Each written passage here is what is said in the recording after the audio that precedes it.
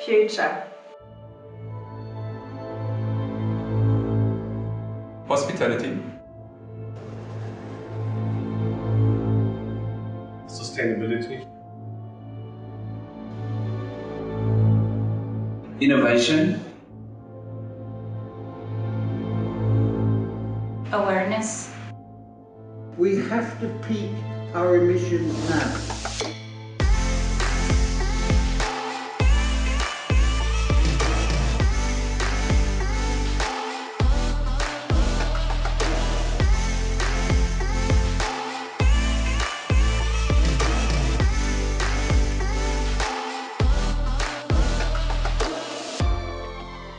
The Sustainable Development Goals are vitally important to the future of humanity. And there is no magic solution. And we have to work together in order to deal with it.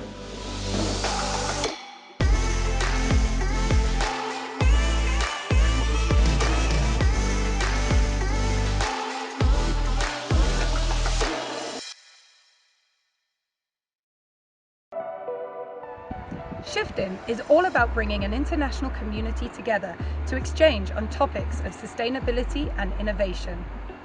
Throughout this 3-day event, experts from all around the world will share their input and discuss the importance of moving forward to a more sustainable planet. At Les Roches, we are committed to foster change for future generations. And we look forward to welcoming you on board.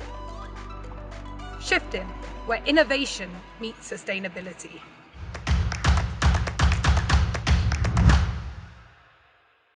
Now, yes, good afternoon, everyone. Welcome to the Shifting Festival. My name is Pablo Garcia. I'm Director of Les Roches Innovation Hub. And today I'm going to be the moderator of this amazing roundtable. The name of this table is the role of education to nurture the future leaders' sustainable mindset.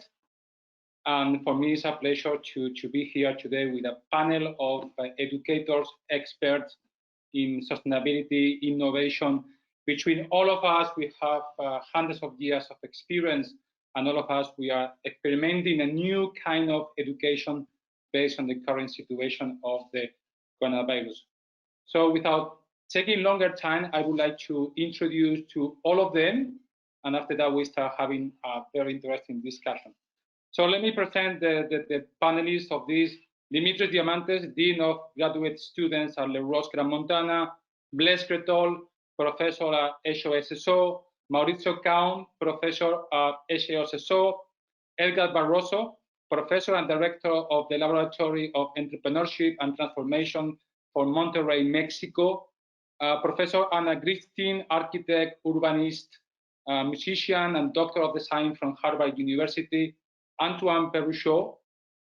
He is Professor at HES-SO and the head of the Teen Academy at this institution, Riccardo Campioni, Senior Lecturer at Les Roches Gran Montana, Bilal Hassan, Senior Lecturer at Les Roches Gran Montana, Frank Genning is a Professor of Finance in Les Roches Gran Montana, and last and not less important, Joy Dinona, Clinical Professor of Marketing at Les Roches Gran Montana. Good evening, everyone. How are you? We're super fine. I'm fine. Yeah. Excellent. It's so amazing to have this kind of panel today, because all of us, we have a lot of experience, and all of us, we experienced this year. We were discussing before starting this ROM panel, how things change drastically in education, and now we are moving to remote education. For the public who is following us in this roundtable, if you have any question, we're going to have a Q&A session at the end of the conversation. You can drop your questions into the panel here in GoToWebinar. So I think that all agree that education plays a very important role in the future of our planet. At the end, okay, the people who will lead in the future, they are studying or they will study at a higher education institution. And in my opinion, education is much more than knowledge. And I think that all of us, we agree about that. Education is about enhancing student critical thinking, how they are thinking and how they're taking actions. It's provoking self-learning, something very important in this century. And all we have the obligations to find new methodologies and new technique to be able to connect with our students. And the current situation with the coronavirus is a clear example. So without longer time, okay, on this discussion, I would like to start this conversation with Antoine. Antoine, hello, how are you? I think that you are following us, so just stand up. Hello, Antoine. nice to talk to you. I'm here. I'm back. This is great. You are leading, okay, at the HES-SO institution in Valais, a very interesting thing that's called the Teen Academy. The academy is very aligned to innovation. So my first question is for you.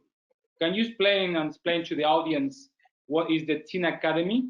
And it's very aligned to innovation. Why do we need to put innovation in education?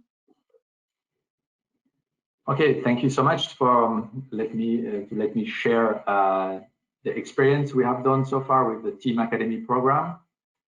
So Team Academy is a new pedagogical model. The origin is from Finland, and we decided 4 years ago to launch it in Switzerland, so in the HES-SO. HES-SO is the University of Applied Sciences, Western Switzerland. And we decided to apply that Team Academy model, pedagogical model, for a bachelor in business administration. So just to have the environment, the setup, we are in a bachelor of business administration. It's a 3 years full-time program, and we apply this pedagogical model, Team Academy. So the question is why? Why to have such an innovative approach like the Team Academy model? To make it simple, Team Academy, the idea of the model is education it's an education without professor, without exam, without lecture. So no professor, no exam, no lectures. Perfect school.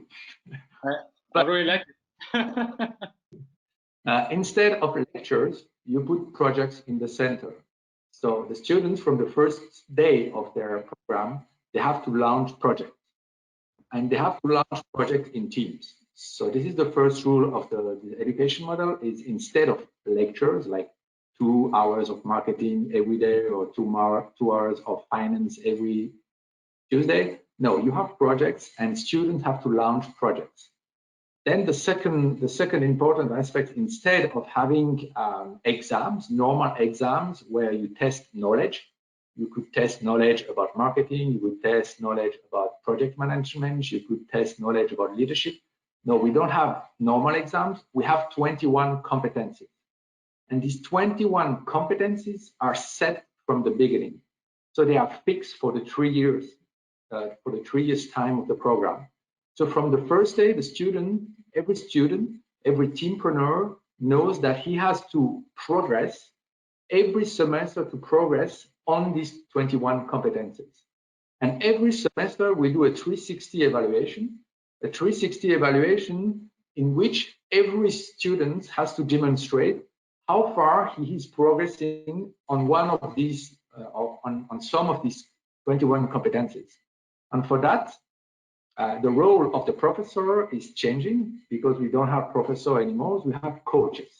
So the coaches are there, we have a team coach, and the team coach is there every week, really to help the students about their projects. And when they launch projects, they will, of course, they will need some theoretical tools because they need tools, and they will say, oh, we have problems, we don't know how to do a marketing plan, we have problems, it's very difficult to launch that project and to do project management. So of course, around the projects, we will coach them to go and to Look like we have a connection problem with Antoine. require also the theoretical background. So they will have to do certain readings and to write reflexive articles. So these are a little bit the setups of the setup of the model: projects, readings, reflexive articles. But everything is in the hand of the team. It's a team working together to achieve, let's say, some goals during the semester. I don't know if it makes sense. If you have, yeah, it's very innovative. Yeah, why the question is why we do that? Because as in the introduction, the world is changing, and we are always saying, well, to change the world, to have a better sustainable future, we need a new mindset. And for that mindset, we are always talking about these new skills, the skills of the future, or the competencies of the Swiss future. We need creative people. We need critical thinking. We need interpersonal communication. We need collaborative kind of collective intelligence. But the question is, do we train our young people to be more creative, to be critical, to be able to work in a collective intelligence, and to have better interpersonal communication skills?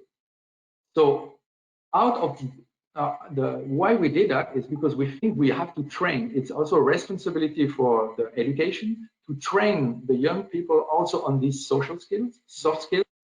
And out of the 21 competencies we have set up for the program, half of the competencies are social skills, soft skills.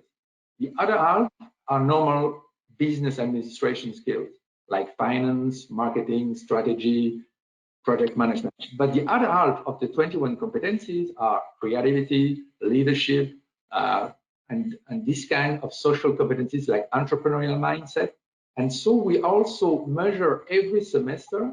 We are able to evaluate every semester if that student is making progress on his or her entrepreneurial mindset. Is he or is she making progress on her leadership, self-leadership? Is he making progress on creativity and innovation? So that is really the innovative aspect of that model is really to let the two main elements are action learning. So you work through action, you will learn through action learning, launching projects. And the second part is really team learning, because they build a team. And from the first day, they have to also create a team company. And the team company will be they will need a legal form. And that legal form will be the framework for all the projects. Because what we have to say, those are real projects, so there will be some finance involved. So that's why they need a legal form from the first day of the formation, from the first day of the program during the bachelor. So you strongly believe, okay, that we need innovation in education, because the project that you are leading is purely innovative from all point of view. Yeah, we need innovation. We went a little. Of course, we had that already innovation. We were able to see what happened in Finland. This innovative model have been applied also in Spain, in France, and England. And of course, it's quite extreme because the paradigm shift is big. So you go from transfer knowledge to let young people to acquire competences. But I think we need at least for some of our young people and to have the possibility to learn that way. It's not appropriate according to what we have seen during the last 4 years, because now we have 4 years experience. It's not attractive, maybe the way the majority of the young people want to learn. And especially we have students coming at 20, they are 20 years old, 20, 22, and they are used of a classical approach. So for most of them, it's getting out of their comfort zone to study in a new way. But for maybe 15% or 20% of our students, our idea is to offer a diversity in the education system. Yeah. And for us, it's important as the HES-SO, as a University of Applied Sciences, to have classical model, but to have also innovative model, especially for these young people willing to learn differently and to have another impact. Yeah, this is amazing, Antoine. It's amazing. Okay, I think that it's a very good starting of the conversation in this roundtable, because you already approached to innovation directly into education. I would like to go to Dimitrios. Dimitrios, how are you? I'm doing great, thank you. You are in education many years ago. You are the dean of the graduate students at the Roches. So you've been creating a lot of programs for graduate students. In your opinion, do you think that universities accreditation foster or slow innovation in education? Yeah, thank you for the question. And it's a very interesting one, because ultimately when we are looking at accreditation models reflect two factors. One is the society that they try to operate, and also the audience that they try to address. By audience, we are looking at the stakeholders, and the stakeholders are coming within the accreditation body itself, as well as really with the stakeholders of the institutions. So normally, if it's a public sector university, the stakeholders are more public sector driven, so the goals are completely different. If they are private sector, they are also completely different. In general, however, as a principle of accreditation, every accreditation as a principle gives, if you like, the academic freedom to institutions to be able to set up select the mission and the vision of their schools and their universities. And with this in mind, the stakeholders of the institution, they have the freedom really to create the vision and the mission of the university. And as a result of that, through the partnership that they have with the accreditation is there really to guide, support, and ultimately have a discussion around this particular area. So at the ground level, the university stakeholders, public schools, private schools, depending on the accreditation model they can go, they have actually the freedoms to achieve that. From my global experience, not only Europe, but also in Asia and other parts of the world, you can see that different political systems, they tend to if you like, manage the accreditation bodies in a slightly different way. Nothing wrong over there, because they try to really to serve the citizens of the society, the learners of the society that they try really to create. So from my long answer to very, very short, the answer is yes. Accreditation bodies are there to support institutions at a high level to their vision and their mission and their creative ideas. At times, I agree also, it may slow certain things because we have to achieve the learning outcomes. We have to achieve really the purpose of the value of the academic qualification. Of course, there are sometimes discussions between stakeholders, they can slow up things, but by principle, and I think as a guiding principle here in inverted commas, is there really to do that, so to achieve that, yeah. No, you're absolutely right. It's very easy to know what do you have to create, or what will be the future, okay, that students need. So super interesting. Thank you, Dimitrios. Anna, you study in one of the most reputed universities in the world, in Harvard. You are architect, musician. Okay, I know you are coming recently from Middle East. So in your experience, also as educator, what are the top 5 areas of knowledge that we need to put in education to innovate or to learn innovation? Well, that's a big question. Possibly what I'd like to answer is to talk about maybe not just the areas of knowledge, but also the links between knowledge. And I think it's really this interdisciplinary, transdisciplinary, superdisciplinary, and the structures. And my experience is, whether it was at Harvard, I remember when I was there, I worked with the humanitarian program on conflict research, which was run by Claude Bruderlein from Switzerland. It was in the School of Public Health, and he told me it was the only school where you could really do interdisciplinary work at the time. Of course, now, you know, there's more and more of breaking down the silos.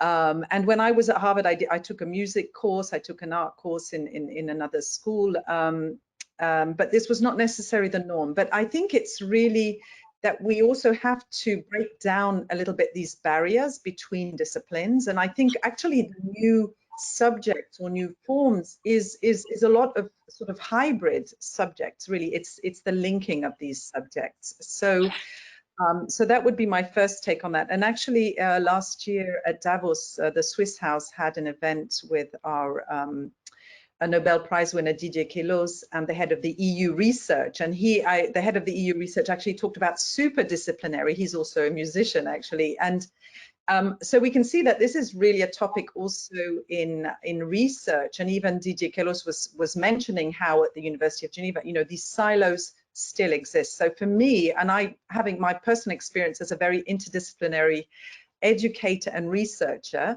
I can say that's for me one of the main areas, you know, that we need to work on. And it's not just, and I think the students obviously benefit, and a lot of them are very interdisciplinary, especially our youth. But I think it needs to be more encouraged, because as a faculty, when you're working in a very interdisciplinary or superdisciplinary way, often you're not rewarded, because it's more the specialists and the people who are going up this sort of you know, the vertical hierarchical ladder.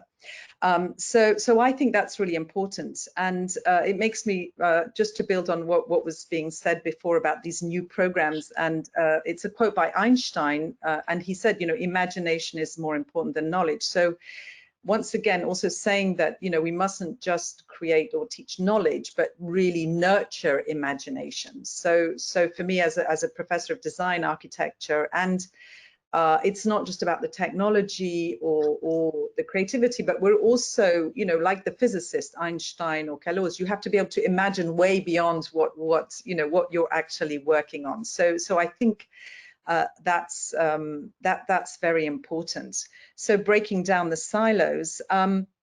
Another thing is also obviously the relationships with the industries, and we've seen, I'm sure, a lot of that is being done. It's also sort of taking the university, going out of the walls, and really having much more connection with the industry. This is what I did in Qatar. I worked a lot with water engineers, with the landscape industry. I spent a lot of time doing that, and I would say it wasn't always so recognized by the academy. I think also the way we evaluate academia, you know, through refereed research and things like that needs to be reseen, because really it's what is the impact you're having on students, on society, and sustainability, because we're really talking about sustainability. So I think that you know, having also programs, and I did look this up, is looking up, you know, what kind of new kind of programs, because you asked me about new ways, and I said what I found is, for example, the Schumacher Academy in the UK, you know, they have a master in holistic science, a master in engaged ecology. In Costa Rica, the Earth Institute as well, ethical leadership, etc. So there's also these new formations which are really have the basis as ecology. So maybe we also need to shift the way, you know, the new paradigms is not necessarily, you know, growth, development, profit, you know, but it's more, what is the impact we're having on the earth, on the regeneration of the earth? It's a little bit my talk yesterday, but so it's really a paradigm shift, and that could also be translated then into how we evaluate, you know, students. It's not just based on certain academic, but also, you know, ethical engagement, ecology. So maybe that's a shift that we would need to have for the students, and also for the faculty. And then maybe another aspect would be just to, I think it's important also, is the role of women in education, obviously, because I'm a woman and I'm the only one on this panel, so I'm going to talk about women. And I must say that in Qatar, we did have a female president, actually, of our university. And I looked up that in the top 200 universities, there are 40 female presidents, which is, of course, not a lot, but it's not bad. And 2 are in Switzerland. I saw Basel and Lausanne.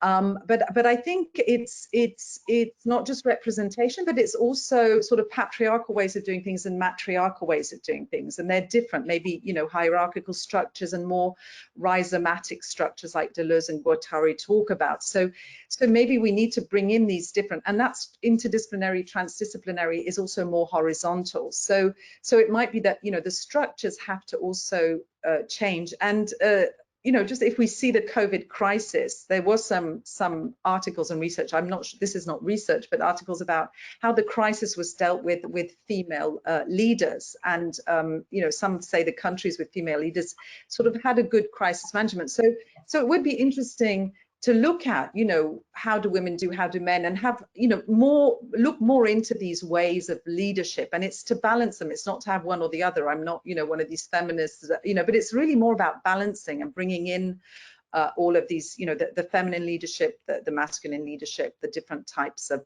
structures. So really thinking more about that. And I think, you know, definitely thinking more about gender and environment as a subject. So I don't think I had 5, but I think I think quite enough. And the last topic, it can give us another roundtable for a couple of hours. So super interesting. Thank you very much. Blaise, you also work in HES-SO, not interesting program, I think, for the last semester. That's called business experience. So you also are in this wave of innovation, aligned into education.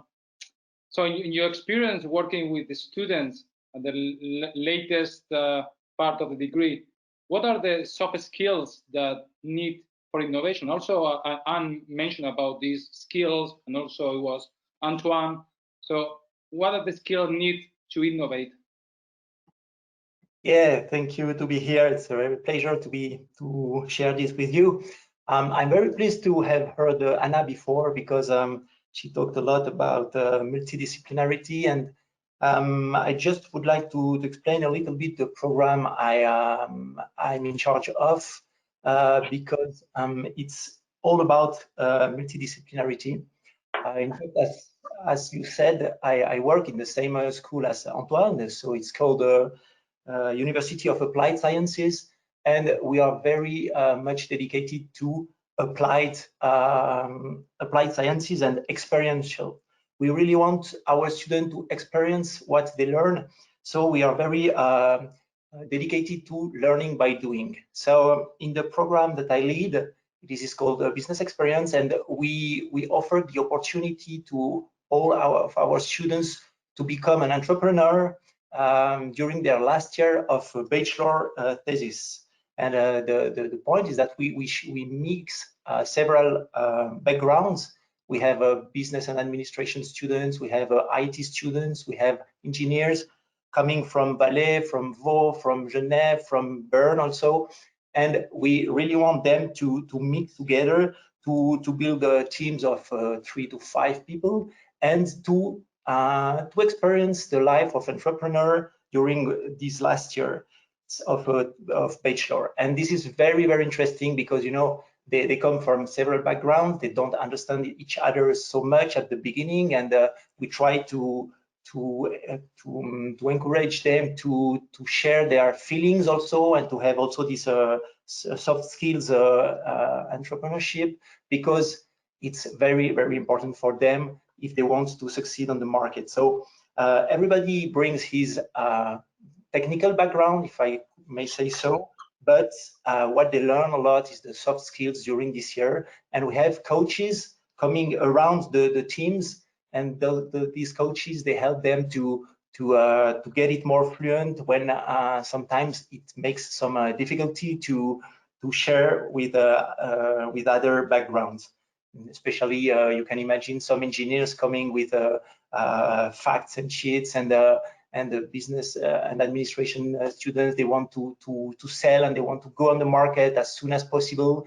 The engineers want to stop them because they prefer to be very sure with the product before going on the market, and this makes very interesting discussions and sometimes some kind of fights.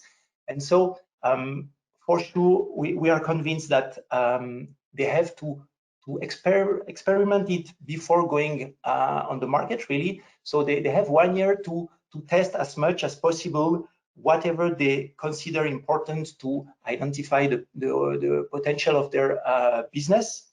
And at the end of the year, they can decide if they go on with the project or if they prefer to stop. So the goal of this program is mainly for the students to experience this entrepreneurial mindset, and the other goal is to identify is their idea at the beginning has a chance to become a business at the end of the year.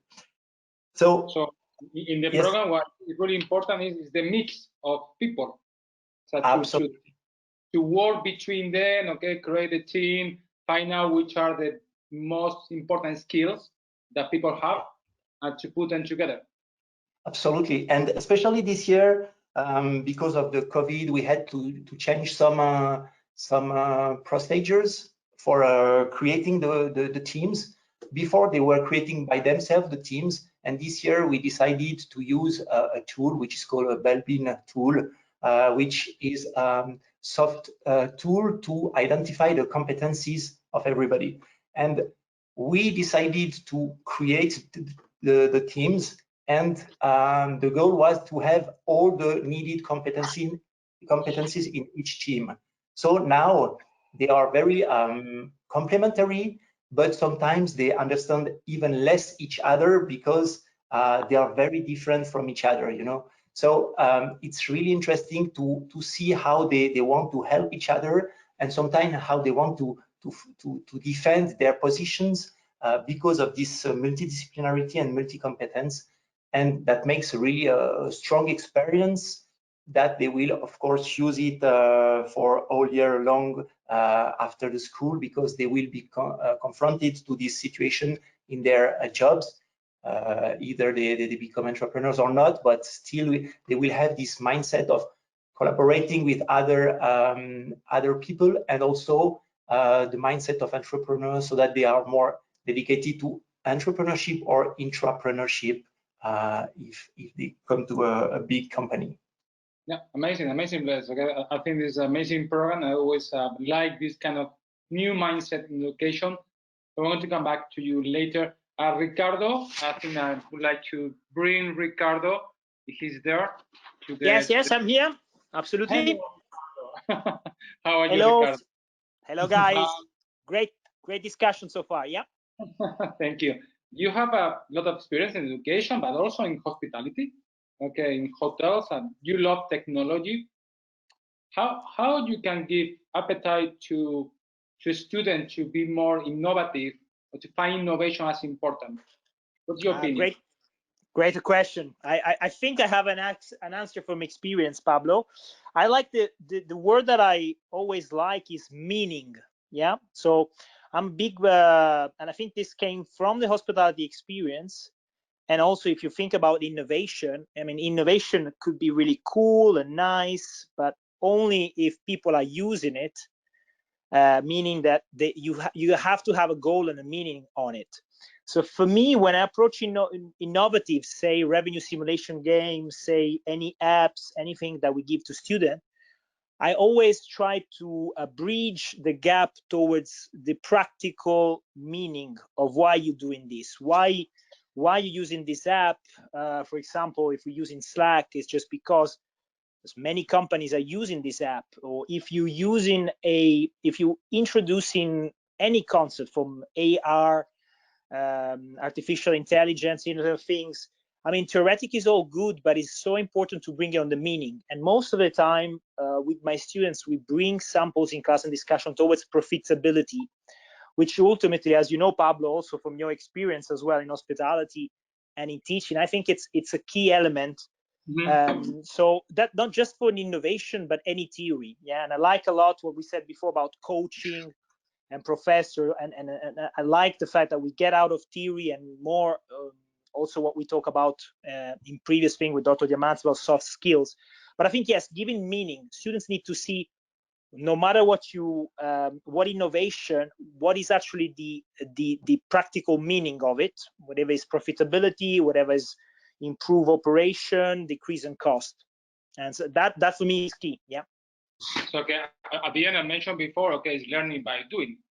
So it's exactly. Using the tool and using it and teaching how to use the tools to be able to learn by doing. So super interesting what you say, Ricardo. I'm going to move now to Edgar, because Edgar also loves technology. Edgar, you are doing thousand things in life. Now, our chat with you was like, how do you find time, okay, every day to do what you're doing? And you really believe in innovation. You believe that innovation have to be hand-to-hand to sustainability.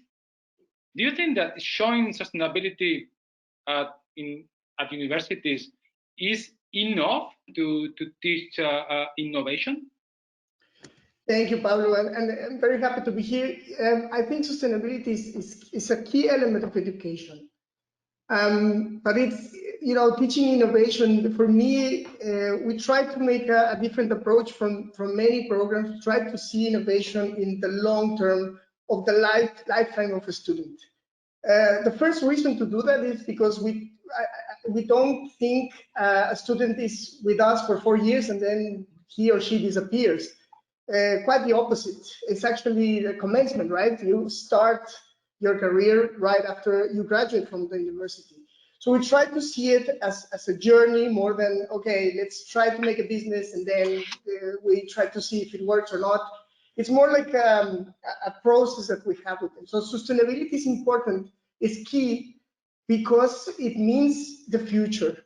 And it helps a lot to think about the future, but not only in a how can I say, not only imagining whatever future you can imagine, but also fitting this information with data.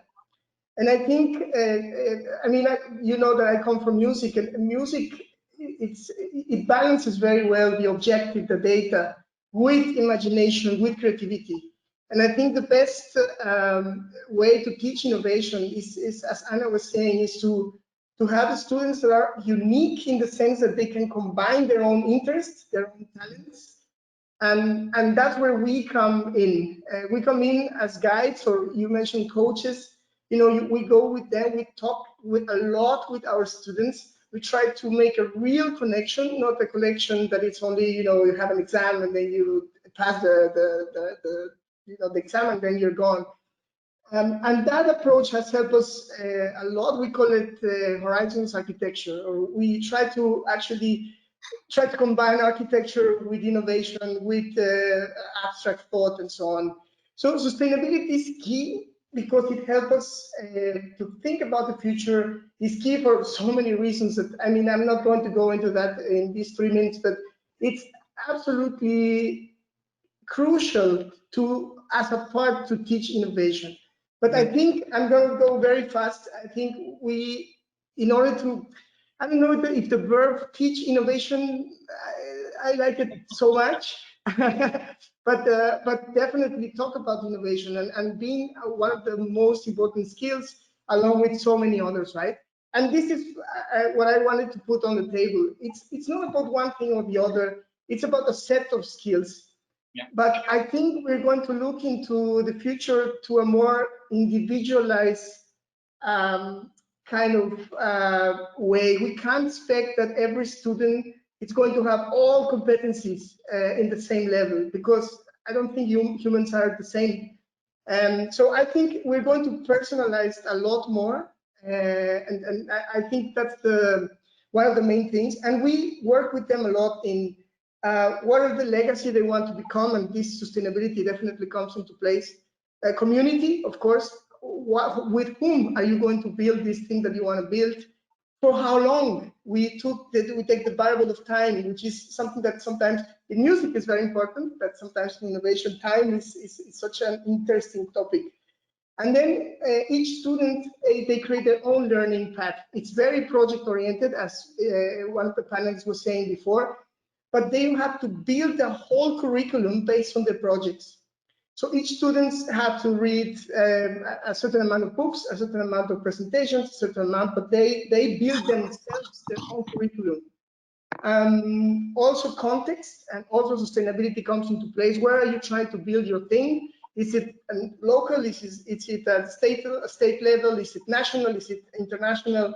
And lastly, for how long are you going to be able to work on this?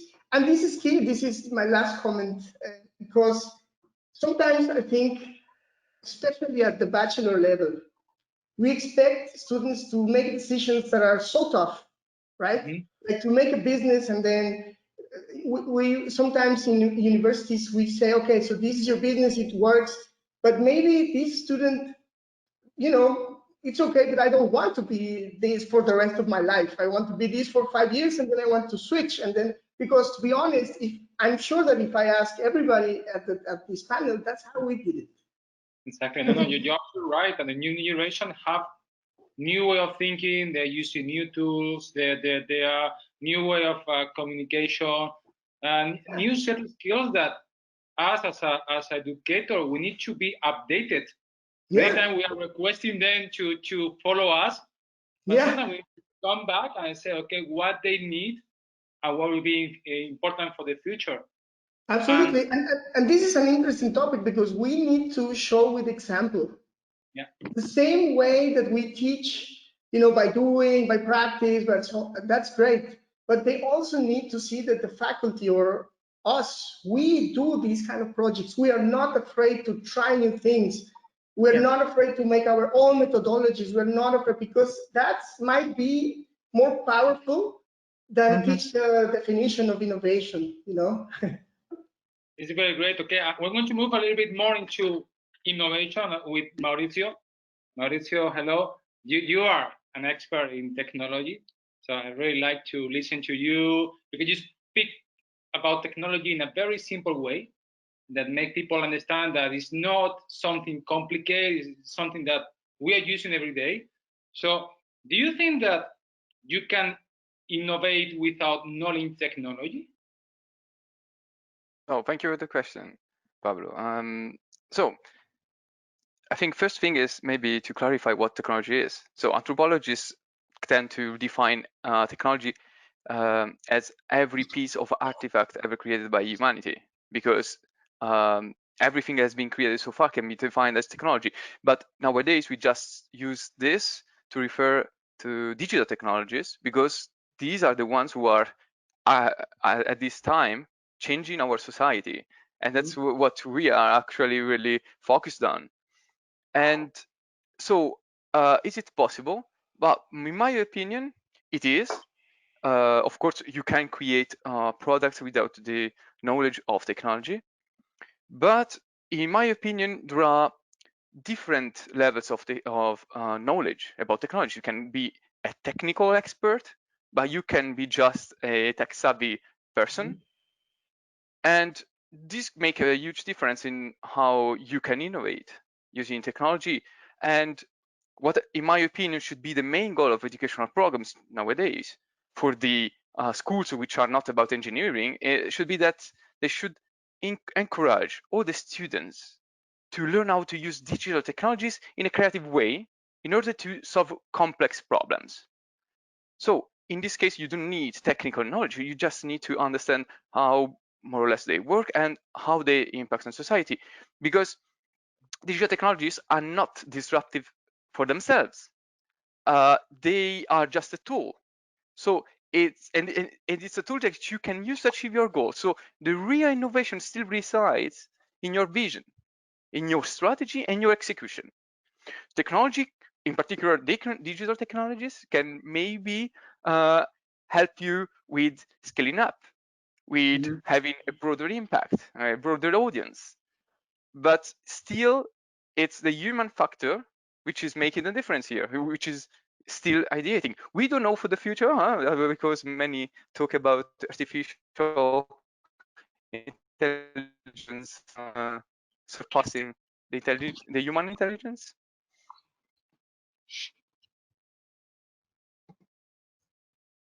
But can you hear me?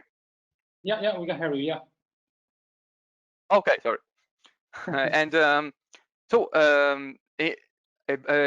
just it's this is, in my opinion, the difference in the sense that if we just refer to digital technologies, also because they are so different, as a tool, then in the end you have just to apply the same kind of evaluation to innovation that you would do for in any other domain, in the sense that you can still produce I think a brilliant product without the use of software, for example. Yeah, for sure. This morning we have a very interesting event, a keynote interview with two experts in the wine industry. One is an enologue, one is a producer of glass. So wine, okay, as an element is something natural coming from the vineyard, but how digitalization that use different tech tools to be able to provide the service or the experience, it become a really important element. Also in education, because I think all of us guys, we are facing a different way of teaching. So if you're telling me 3 years ago that I was spending my days in my office or in my kitchen speaking and working with my students, I will not believe it. So it is very important that we understand how we're using these tools. And you're absolutely right, Maurizio. The technology is only used for a tool itself. Exactly. Then it's up to you how you use them. For example, I could not imagine some years ago that becoming a YouTuber would be a job. Mm-hmm. And this was up to their creativity in finding how to use these tools, but not only that, on how to make storytelling evolve, on how to pick the right kind of knowledge that can make engagement. So it's more complex than it could appear from an external point of view, but still, in my opinion, it's the perfect example of how very simple digital technologies can enable you to create new innovative products or services and make you a new job that didn't exist just a few years ago. Something interesting will be okay for another conversation. If we should at the universities teach students how to become a YouTuber. So this will be the future. Okay, we have to think about the next positions in the industry. It's super interesting conversation. Thank you, Maurizio. Okay, I'd love to talk to you all the time. Bilal. Hello, Bilal. Hello. How are you? Very well. How are you? Good to see you smiling, Pablo. Such a long conversation. That's amazing. No, I mean, you cannot smile if you have this kind of round table and this conversation. So you also have a lot of experience, okay, with technology, with event management. You're teaching event management at Roches since many years ago, also in institutions.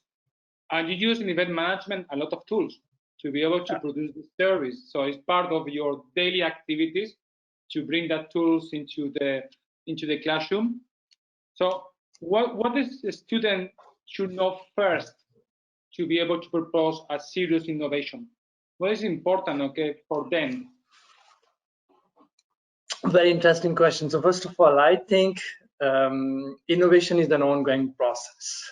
So it's not something, okay, let's innovate, or hey, I have innovated. There's a difference between innovation and invention as well. So someone might invent something amazing, but the innovator brings value to the invention and makes it more useful to the society. So in that sense, I think it's really important, first of all, that we raise students' self-awareness. And I'm just going to join to some other people who have said those soft skills, because if we're not able to look at things with a new perspective, if we're not able to question the conventions, we will be just repeating the same thing which have been invented over and over again, and innovation is no more there, the only inventions. So I think in order to train students for the jobs in future, which we don't know, even we don't know when COVID is going to end, you know, so we are training students to apply for jobs for a situation we don't know, jobs which do not exist yet. We have to really have a very collaborative approach with students, and we should be starting with, first of all, raising their self-awareness. And I think self-awareness is key, helping them to first observe what's happening around them, what's going on in the world right now. So we have experience and expertise, and we are more knowledgeable to bring that information and filter it to the needs of students. Okay, that's what's happening right now. Interesting thing I would just like to put in quote is, we never had any book for the hundreds of years warning us of COVID and how we should behave in COVID. COVID happened, and here we are. We don't know what to do. And we can have frameworks, we can have models, we can have theories, but what if there is a COVID.6, you know, next year? So in that case, I think more important than giving frameworks and theories is increasing those social or soft skills of the students. Self-awareness is really the first one. Once they are self-aware, they will be able to question themselves. They would be able to think outside their comfort zone. They would be able to appraise the change. Change is always great, but they will be able to look at the positive sides of this of the change. Once we have done that, self-awareness, that's what we did in our class during the first few weeks or hours. Second thing, alone, and once again bringing back COVID example, we can't do anything. We need to collaborate. who need to go outside our industry, our campus, our region, continent. So collaboration would come the most important second set of skills. I was hearing Blaise, very interesting example. Blaise mentioned that they use Balbin to put people in teams. It's amazing. But I also think it's a luxury for students, to be able to work in a balanced team. In real life, you will not get that. And you might not even meet people. Here you go, your contract, and you're going to start on Zoom tomorrow. You got only 2 minutes to say your name, and that's it. How do you do that? Well, you need to have collaboration built in your mindset. So you need to be really collaborative, and you need to go outside, talk with other people from your peers, colleagues, industry, and everyone, and share questions, solutions, and create something together. But I think there's a second level, which is even more important of collaboration. It's not only students collaborating with other students, us professors collaborating with students. Because some students, they have more knowledge about what's happening in their country than us, so we can also learn from them. So there's that level of collaboration, I think, which we use in our classes. So there's a self-awareness. We ask them to question what's happening, how we can do things differently. We give them some frameworks. Balbin is an amazing framework. We have some other tools as well. We give them some case studies. Once they are collaborating, we are learning from them. There we start with the actual hard skills or the tough skills. And we give them some frameworks. We give them a methodology, the project management principles, and ask them, okay, apply that. But this is just to make sure your mind is able to structure your thoughts and follow a certain process to minimize the risk and optimize the resources. But we make sure they understand it's not that they have to apply. They have to apply just to make sure the thought process is structured. Because as human beings, our brain is, it's a black box. We have so many things happening, so we don't have a framework, we don't have a model. We're not able to structure our thoughts, we're not able to be creative, we're not able to focus. And this is where the third set of skills, complex problem solving come, where we give them some frameworks. That's how you tackle a problem. These are the questions you should be asking. This is how you identify stakeholders. This is how you identify the objective. This is how you link objectives. This is how you measure the outcome. And that's what actually it means to create metrics. And once you have done all those things, put those metrics online on a computer. And this is where the computational skills come. When you are having the soft skills combined with the hard skills, computerized skills, you create different sets of algorithms, and that's how we hopefully are able to prepare students for a real life situation. So we give them a real life event. They have to start it, they have to collaborate, they have to think creatively, and then they have to propose an event using project management principles, and then they have to make sure the metrics which we have identified, the event is actually meeting in the end. So to me, that's how we hope we are helping students to be innovative, because innovation can only happen when they are innovative. No, it's right. Okay, I think all of us, we are using the same terminology in terms of soft skills, collaboration, using tools. So the future is quite difficult to know, but it's important the collaboration also between us, institutions, okay, to share expertise, to share our experience in this process. Super interesting, Villar. Thank you very much. Joe, you are expert in marketing. Now, marketing is an important element for businesses. And marketing, you're using psychology, sociology, communication. So there is a lot of soft skills that we mentioned, okay, in this conversation. But in your opinion, where to start with innovation at the school? Yeah, thank you for the question. Can you hear me? Yes, perfectly. Yeah. Okay. So it's not easy to reply for this question because there are, it's very complex things related to the innovation in education. I would like to reply in three level of these things. The first is about the content. The innovation in the content, it's a lot in marketing. A lot because now marketing is the kingdom of the innovation. I can provide you some example because I don't want to do the example I think is the best things. For example, artificial intelligence, they started to write one commercial, and that is incredible. It's not for other things, but for the creativity. artificial intelligence used for the creativity.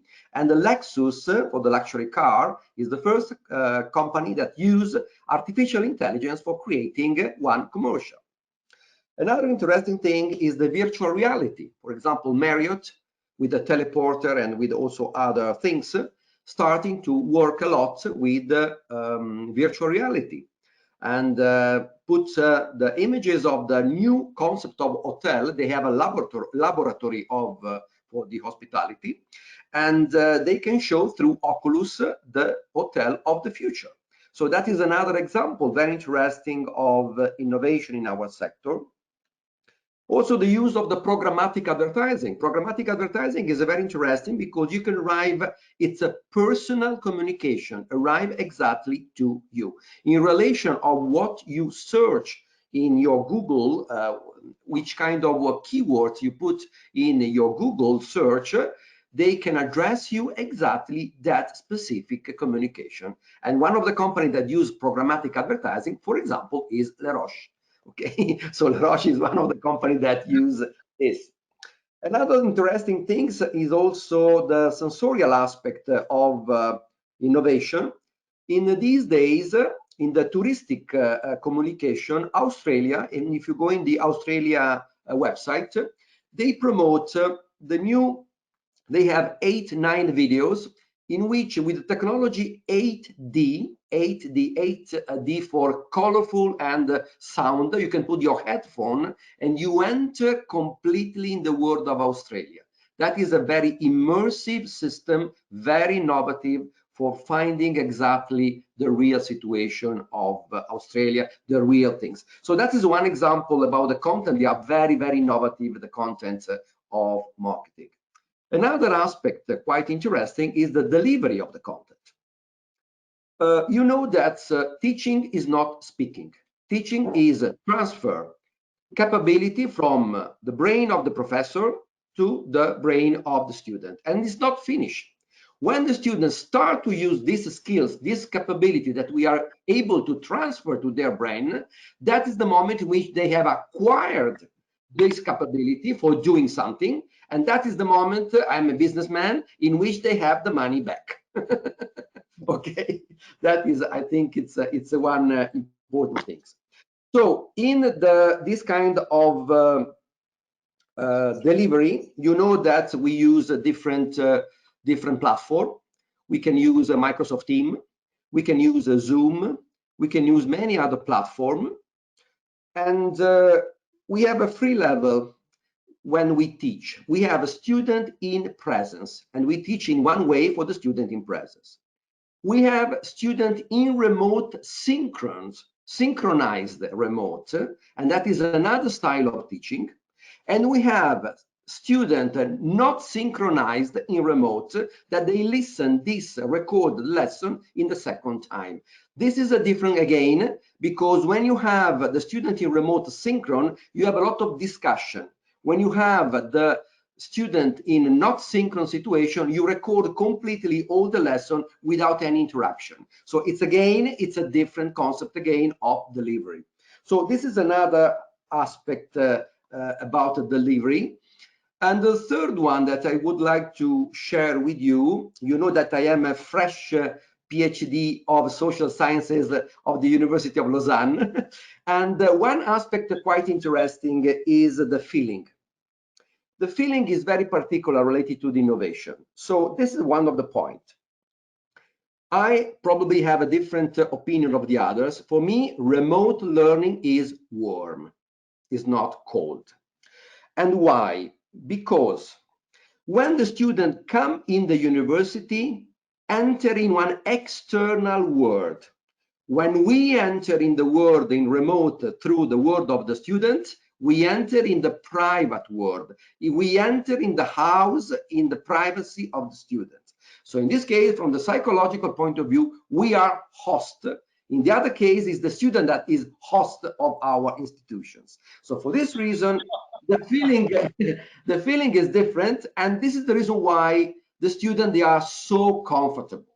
There is a situation in which they are in their room, they open the laptop, And sometimes there are situations, sorry for telling you, here there is also our dean, it's very delicate to tell this, but too much comfort, too much. There is a situation that's have a breakfast with Mr. Didonna, because sometimes situation 8 o'clock in the morning, they feel so in a pajama, drink something, etc. Breakfast like this. I think it's too much sometimes, too much comfortable. But this is one interesting thing, because from the sensibility, they feel so comfortable. We are hosted, we enter in the privacy of the students. So conclusion, the feeling is very interesting, the feeling. And the remote, this is the reason why I think that this kind of innovation with the personalized education, tailor-made education, probably we speak about a new warm media for the student and not the cold, because many people tell it's cold. I don't think it's very cold. Okay.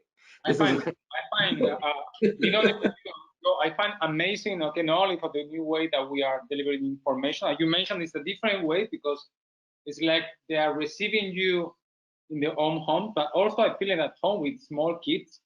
I can see how my daughter, they start using the computer for typewriting, for creating books. So this is already in the early stage where we start to introduce innovation. So it's another interesting roundtable that we can do about that, about discussion. So we're running out of time, everyone. Okay, 6:05. So we have one question in the chat. I'm going to ask everyone. There's anyone who feeling that would like to answer, please go ahead. It's asking at this trying time, and I like the way trying time, what additional programs could an educational institution offer in order to further engage the students with new innovative skills? So very interesting. What we can do to engage students with new innovative skills? Who would like to answer that? Yes. I can try to add one of the elements that is important there. So yes, for me, it would certainly be social media skills, Pablo, and the understanding and utilization. I'm talking more about the aspect. I think we talk about soft skills, but it's very important we understand digital soft skills. So there is a kind, obviously we can agree or disagree. I like what Mr. Didonna was saying there, which is a really interesting discussion. But the soft skills are also digital nowadays, and especially to foster innovation. I personally think, as well of any other soft skills, the digital, the media, the social media presence is an important element, because a lot of the skills that you utilize, I'm talking also, you know, video, media, and other things, not just are important from a perspective of a job, but very much for coursework. And when you unite the two things, are so important. So I think it's absolutely important to include and foster these kind of skills inside an education. So it means in the syllabus, in the coursework.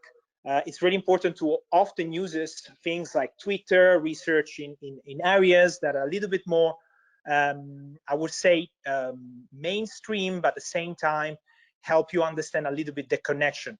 Just to give you one thing, Google AdWords, understanding of Google is one of the most important aspects.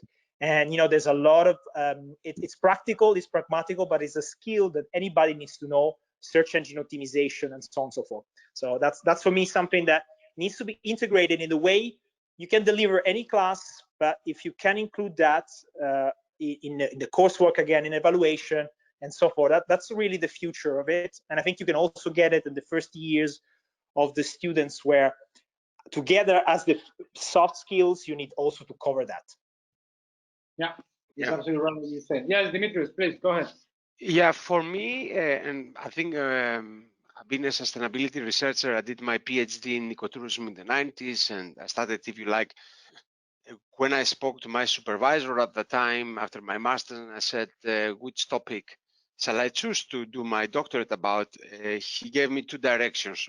One, do something about Greece, because I'm from Greece, and the second, do something that it might be coming up that is actually ecotourism and sustainability. So for in my Greek language, ecos means the word home, right? So ecotourism means home tourism. So if I translate that a little bit further, it goes really back to basics. And that's actually what is this question is all about. Is it a time to go back to basics? Is it a time to sort of go back to sort of say, have the economic models of innovation, sustainability, lovely topics to talk about, but have they produced really the outcomes that society has envisaged 20 years ago? Because society really will love targets, right? The Sustainable Development Goals, society loves guidance. So ultimately, those are actually the goals that we send to achieve. So the question is, what happens next?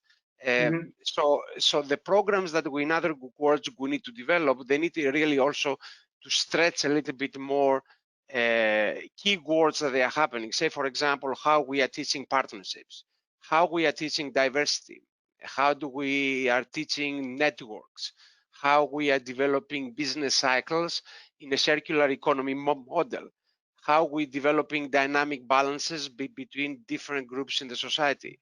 And ultimately, of course, as a group, as a society, we need to have a development that is acceptable in different parts of the world.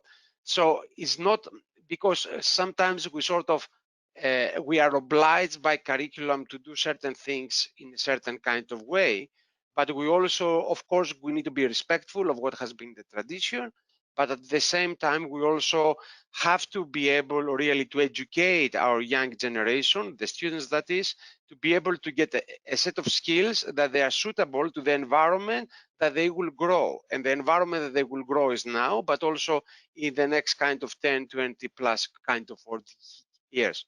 So to answer the question,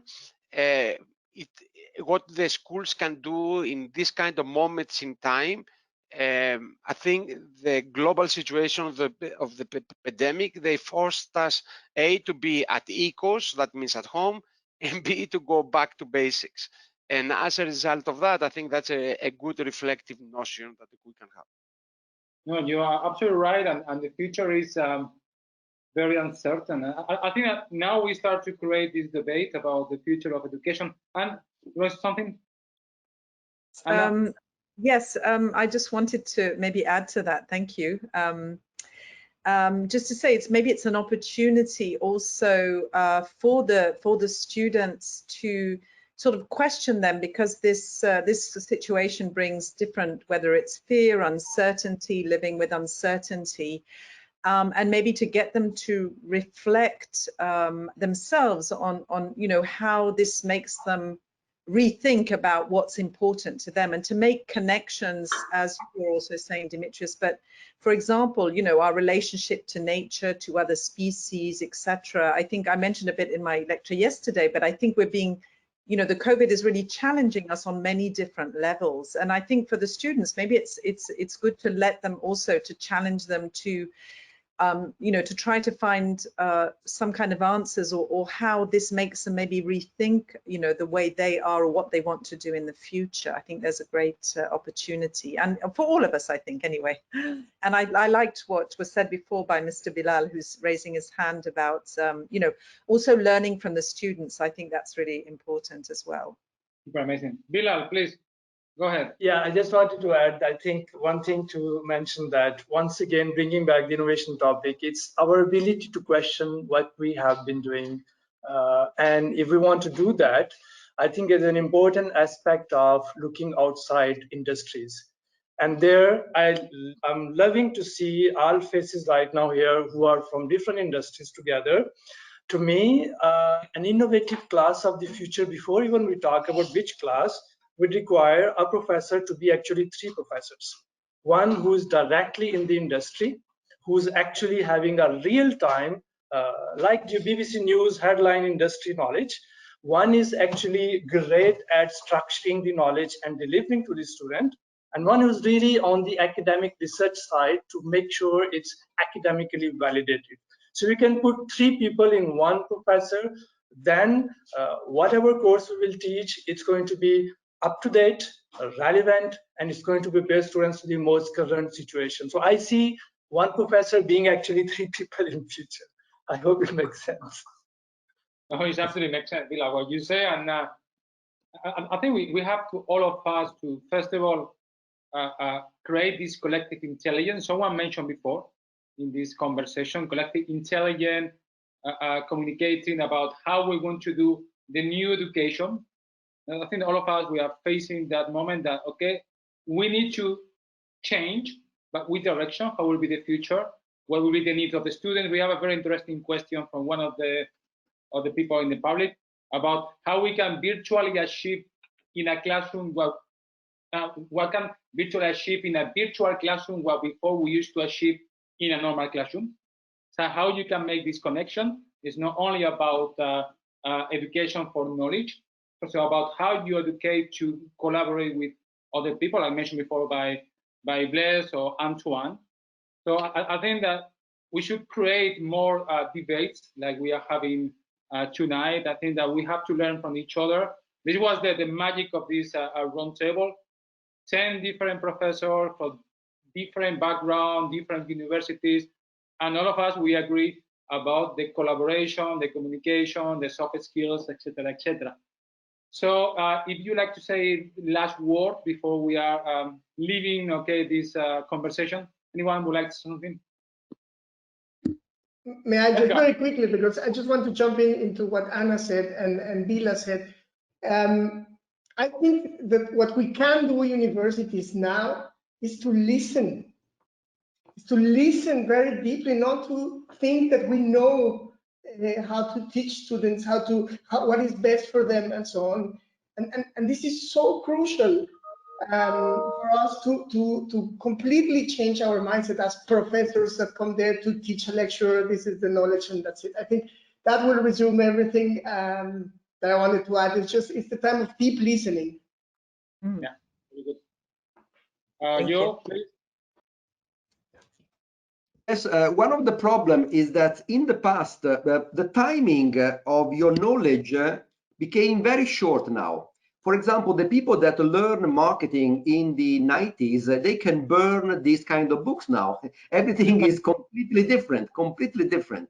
So now for maintaining for the professor the position of, sorry for this bad word, the superiority in terms of knowledge of the students, we need to updating continuously. So now it's not like in the past when you reach the top, you are the professor and you can stay 30 years and you are the professor. That's, I'm quite agree with Edgar. The university, they need to listen the reality because the timing became very short, and if we wanted to maintain the role of professor, we must be updated every day. That's one important thing. That's the point. We never arrived. We study every day. That's the reality. Yeah. So, ladies and gentlemen, please, Antoine. Okay, last word. Last word. In just 10 seconds, it was really a pleasure to listen to you, and I was really focused about that question about engagement. And I think how to engage the students is really central to the future of education. And 3 words are coming to my mind is how much responsibility we give to the students, how much autonomy we give to them, and how much freedom we give to them. Because without responsibility, autonomy, and freedom, a certain level of freedom for the students, it's going to be difficult to really engage them. And I have the impression that most of our programs are on the side of giving them everything instead of creating these spaces of responsibility, autonomy, and freedom. Yeah, you're absolutely right. So I just checked the program for tomorrow for the Shifting Festival. Edgar, you are at 10 o'clock presenting. So it's going to be fascinating listening to you. I would like to wish you a very nice evening. Thank you for participation. Thank you very much, the public, for being there. Thank you. Bye-bye. 1 hour and 20 minutes. Thank you so much. Education, and I wish you everyone a very nice evening. Thank you very much. Thank you, guys. Nice to meet you guys. Thank you. You take care. Bye-bye. Thank you. Bye-bye.